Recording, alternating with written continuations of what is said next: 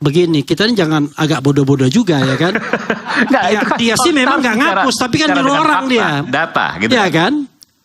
Memang dia nggak ngapus, tapi yang nyuruh orang. Yang punya kuncinya kan dia, yang punya passwordnya. Oke. Tapi ini SMA-nya saja nggak jelas juga. 5 tahun dia menyelesaikan SMA itu, nggak jelas. Ada yang katanya di Solo, ada yang katanya di Singapura, ada yang katanya di Melbourne, Australia. Awal-awal dipersepsikan bahwa itu S2. Boro-boro S2, S1 pun bukan ternyata.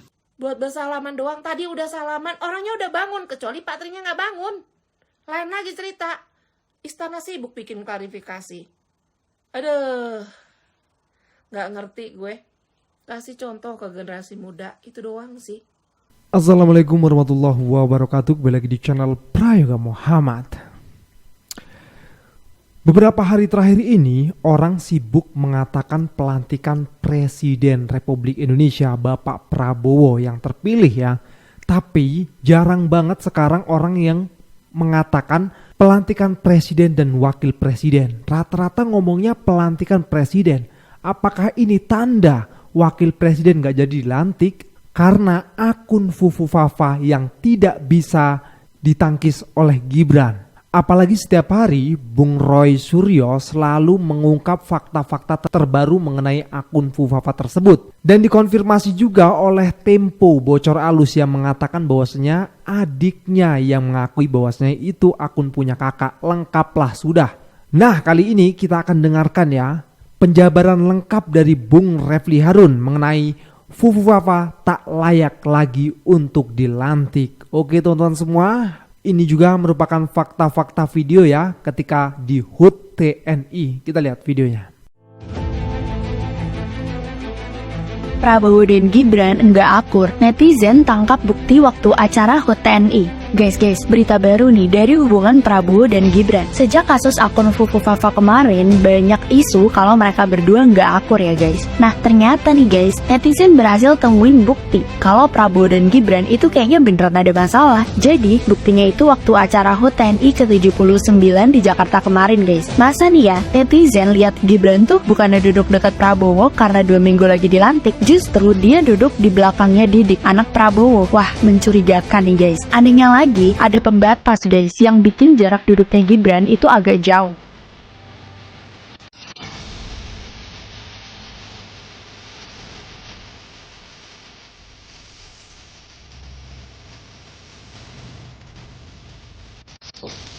Ya, yang pertama jarak duduk antara Pak Prabowo dan Gibran jauh. Yang kedua, Pak Prabowo juga tidak ngobrol dengan Gibran. Yang ketiga, Gibran membenarkan rambut, membenarkan dasi dan pandangan kosong. Dan yang keempat juga ketika Pak Prabowo menyapa rakyat dan kita melihat Gibran malah justru seperti pengawalnya. Oke teman-teman semua, kita lihat penjelasan lengkap dari Bung Refli Harun. Saras katanya menjadi menteri, belum apa-apa udah nepotisme. Anda akan mengatakan, oh beda, ini nepotisme yang pintar, ya kan? Lalu kemudian kita punya exception. Kenapa? Karena kita kemudian berpikir bahwa Prabowo akan membawa kita ke arah kebaikan. Masyarakat adil dan makmur, masyarakat yang demokratis, masyarakat yang bisa makan semua. Tapi nanti coba lihat, baru 6 bulan masa pemerintahan, begitu rumitnya mengurus negara yang besar ini dari Sabang sampai Merauke. Makanya saya katakan, kita harus tetap berada pada flag kita. Jadi kalau saya pengamat yang selama ini concern soal hukum tata negara, ya saya katakan dengan segala ilmu yang saya punya. Makanya saya mengatakan, Fufu Fafa tidak layak lagi dilantik karena dia tidak lagi memenuhi syarat sebagai calon wakil presiden. Tapi nggak ada orang yang ngomong. Tapi demo banyak, ya kan? Tapi Kenapa? kan belum ketahuan siapa itu. Itu harus dibuktikan dulu kan. Kalaupun ketahuan, di mana pasalnya sehingga dia tidak bisa dilantik? Mau dengar nggak pasalnya di mana?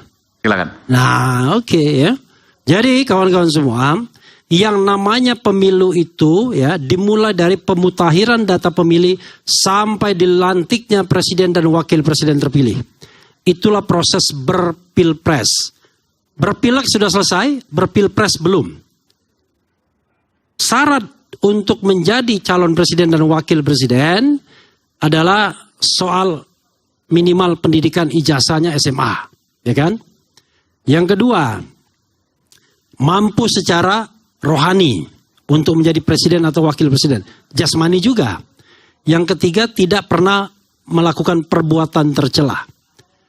Bila mana syarat ini kemudian tidak lagi terpenuhi sebelum dia dilantik, maka sah hukumnya dia tidak dilantik karena secara material dia tidak lagi memenuhi syarat. Contohnya misalnya, anggota legislatif ketika dipecat partainya walaupun dia terpilih, besok mau dilantik, nggak bisa dilantik. Karena satu persyaratan yaitu anggota partai politik tidak terpenuhi lagi. Banyak kan? Beberapa anggota partai politik yang nggak bisa dilantik. Nah pertanyaannya adalah, kita mulai dengan Fufu Fapa. Apakah itu perbuatan tercela? Pertama, apakah Gibran atau bukan? Kalau kita berpegang pada Roy Suryo, 99,9% itu adalah Gibran Raka Buming Raka. Dan kalau kita dengar bocor alus Tempo, Fufu Fafanya nggak ngaku, tetapi adiknya ngaku. Itu dari bocor alus Tempo. Kalau Anda nggak percaya Tempo ya sudah, itu your business ya kan. Tapi saya percaya Roy Suryo dan saya percaya Tempo. Yang saya tidak percaya adalah pengakuan Takon Sing Due. Itu nggak percaya saya ya kan. Kan itu yang nggak percaya. Tapi yang dua ini saya percaya. Nah, orang mengatakan wah itu kan 5-10 tahun yang lalu perbuatan tercela. Tidak. Saya katakan perbuatan tercelanya itu hari ini. Current. 5-10 tahun yang lalu itu jejak yang tidak bisa dihilangkan. Itu sebagai sebuah catatan. Tapi currentnya itu yang kemudian menyebabkan dia tidak lagi qualified karena melakukan perbuatan tercela. Apa itu? Satu, dia menghapus 1.200 postingan. Berarti dia mengupayakan untuk menghilangkan jejak. Itu perbuatan tercela. Sebagai calon wakil presiden terpilih, dia tidak bertanggung jawab atas apa yang pernah dia tuliskan. Makanya dia hilangkan. Siapa yang menghapuskan belum tentu dia. Dia itu siapa? Maksudnya Gibran gitu. Begini, kita ini jangan agak bodoh-bodoh juga ya kan. Nggak, itu kan dia sih memang nggak ngapus, tapi kan nyuruh orang fakta, dia. Data gitu. Ya kan. Memang dia nggak ngapus, tapi yang nyuruh orang. Yang punya kuncinya kan dia. Yang punya passwordnya, oke. Yang punya kemampuan, oke. 1.200 yang dihapus. Yang kedua, ini orang iseng-iseng ngirim duit, GoPay dan lain sebagainya, muncul nama Gibran Raka Buming. Tapi beberapa hari kemudian ganti Slamet, kata orang itu. Jadi Slamet, ya kan? Ini kan upaya menghapuskan jejak. Dan Anda mengubah data perbankan loh. Nggak boleh itu. Itu perbuatan tercela kalau mengubah data perbankan. Tapi untungnya kalau pakai virtual account BCA tetap namanya Gibran. Tapi kalau cuma GoPay doang udah berubah jadi Slamet sekarang, ya kan? Yang ketiga, dia tidak mengakui bahwa akun itu milik dia. Artinya dia melakukan kebohongan publik. Dan itu perkara yang tidak ringan. Nah, dari sisi perbuatan tercela. Apakah ini perbuatan tercela? Tercela saya bilang. Oke. Nah, untuk menjadi presiden dan wakil presiden cukup SMA. Tapi ini SMA-nya saja nggak jelas juga. 5 tahun dia menyelesaikan SMA itu. Nggak jelas. Ada yang katanya di Solo. Ada yang katanya di Singapura. Ada yang katanya di Melbourne, Australia. Awal-awal dipersepsikan bahwa itu S2. Boro-boro S2, S1 pun bukan ternyata. Selama 3 tahun tersebut. Nah, kita menghadapi problem seperti ini, tapi orang kan nggak ngomong. Makanya saya katakan, clear. Dari sisi hukum tata negaranya, ini tidak lagi qualify, tidak lagi memenuhi syarat untuk dilantik. Perkara kemudian, kubu sana kemudian mau mendorongnya ke pinggir jurang melalui sidang MPR pelantikan tersebut.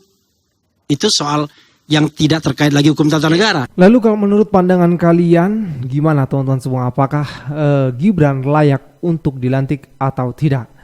Nah, yang kemarin juga ya mengenai Pak Jokowi yang tidak bersalaman dengan Bapak Tri sehingga membuat viral di media sosial. Lalu ada pembelaan dari istana dan kali ini akan dikomentari lagi oleh netizen. Kita lihat videonya. Istana sibuk bikin klarifikasi. Sudah bertemu dan sudah bersalaman di ruang tunggu VVIP. Yang mau ditekankan bukan hal tersebut. Di ruang tunggu, ketemu, bersalaman, bersapa, itu wajar. Di ruang tunggu, tamu VVIP. Kamu kepala negara. Di tempat acara, satu di panggung yang sama, yang lain disalamin. Dan sudah bangun loh Bapak Trinya. Kenapa dilewatin? Itu yang mau ditekankan. Kasih contoh yang baik. Begitu juga sama Simbo. Halo Ibu Ratu. Para mantan wakil presiden tuh datang bersama istrinya. Bahkan Ibu Nursinta Wahid, Mbak Yeni juga hadir. Tugas ibu negara tuh angkat derajat suami sendiri. Kenapa sih? Apa susahnya sih? Bangun. Berat banget tuh pantat. Bangun. Ikut salaman. Susah banget. Heran gue. Mohon maaf ya. Ini kalau kita mau jajarin nih. Kalau kita mau jajarin lo ya. Mantan-mantan istri presiden yang sebelumnya. Ya. Mantan ibu negara yang sebelumnya. Wow. Jejak rekam mereka dari keturunan mana. Begitu juga dengan mantan wakil presiden. Jauh Mbak sama lo. Jauh kemana-mana. Mbok ya belajar merendah sedikit. Jangan kayak gini-gini. Ada kayak korban. Ini gue gak ngerti nih. Sengaja berkelakuan kayak gitu. Supaya nanti menjelang pilkada nih. Kesannya lu tuh korban yang diapa-apain gitu loh. Itu, untuk kepentingan itu. Atau untuk kepentingan nutupin berita Fufu Fafa? Hah? Adab, ajarin, kasih contoh, nggak susah loh. Buat bersalaman doang, tadi udah salaman, orangnya udah bangun, kecuali Pak Trinya nggak bangun. Lain lagi cerita. Heran, istana sibuk bikin klarifikasi. Aduh, nggak ngerti gue. Kasih contoh ke generasi muda, itu doang sih. Adab, penting itu. Jangan main-main. Kalau besok-besok orang nggak bisa menghargai kalian-kalian, ya salah kalian sendiri. Kalian yang kasih contoh kayak gitu.